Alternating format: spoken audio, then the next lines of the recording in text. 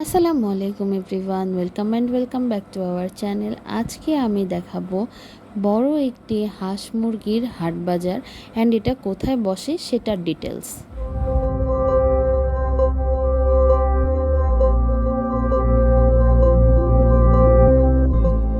ইতিমধ্যেই হয়তো অনেকে বুঝে ফেলেছেন জায়গাটি কোথায়। জি হ্যাঁ, জায়গাটি হচ্ছে আমাদের থানার মোড়ে, একদম বাজারের মধ্যে ঢুকতেই রাস্তায়। কোনটা নিবা দাহি, কোনটা নিবা? ওখান থেকে দেখো কোনটা নিবা।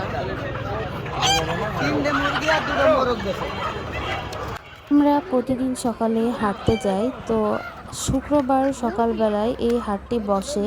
আমরা রাস্তা দিয়ে হেঁটে যেতে যেতে হাটটি দেখলাম। যেহেতু আমাদের সবারই হাঁসের মাংস অনেক পছন্দ, সো আমরা দাঁড়িয়ে গেলাম। আব্বু একটি হাঁস কিনবে, তো আব্বু আমাকে তাহিকে জিজ্ঞাসা করছিল কোন হাঁসটা আমরা নিতে চাই। এখানে দেশি মুরগি, মোরগ, কবুতর, হাঁস, রাজহাঁস, পাতি হাঁস, চীনা হাঁস, অনেক ধরনের হাঁস মুরগির ভ্যারাইটি ছিল। দাহি এগুলো কি? কি এগুলো? মুরগি?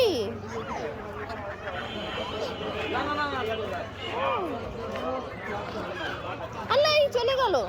আমরা যেখান থেকে হাঁস কিনেছিলাম, চীনা হাঁস, তো ওই লোকের কাছে দুইটা হাঁস ছিল। একটা আমরা নেওয়ার পর আরেকটা ছুটে গিয়েছিল, পরে তাহির পাপা যেয়ে সেই হাঁসটা আবার ধরে এনে দিয়েছিল।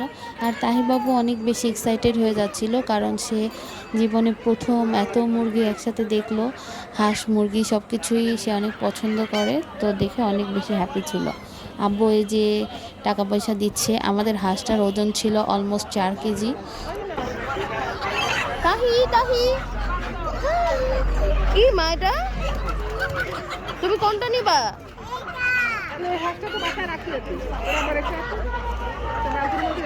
দাহি আমার দিকে তাকাও, খাই দাও।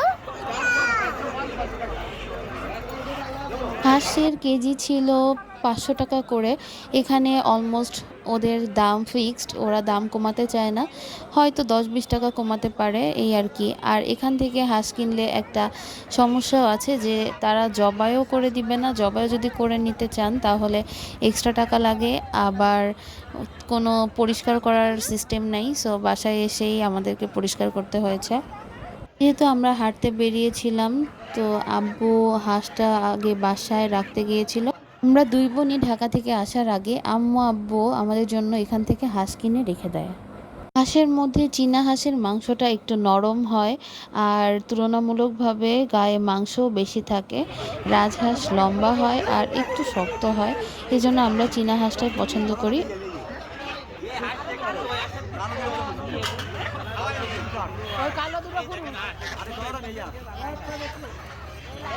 এখানে রাজহাঁস ছিল অনেকগুলা, তো আমরা দাম জিজ্ঞাসা করছিলাম রাজহাঁস কত করে। তো রাজহাঁসও 500 টাকা করে কেজি চাচ্ছিল, নিলে 480 টাকা করে রাখতে পারবে বলেছিল।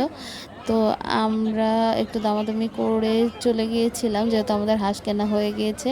আর আমি ছবি তুলছি দেখে ওই আঙ্কেলটা আবার একটু হাঁসগুলোকে সুন্দর করে দাঁড়া করাই দিল। তো আমার আজকের ভিডিও এই পর্যন্তই। আর যারা এই হাটের সম্পর্কে জানেন না, তারা অবশ্যই এই হাটে যে হাঁস মুরগি কিনে আনতে পারেন, আর আমাকে অবশ্যই কমেন্ট করে জানাবেন। আল্লাহ হাফিজ।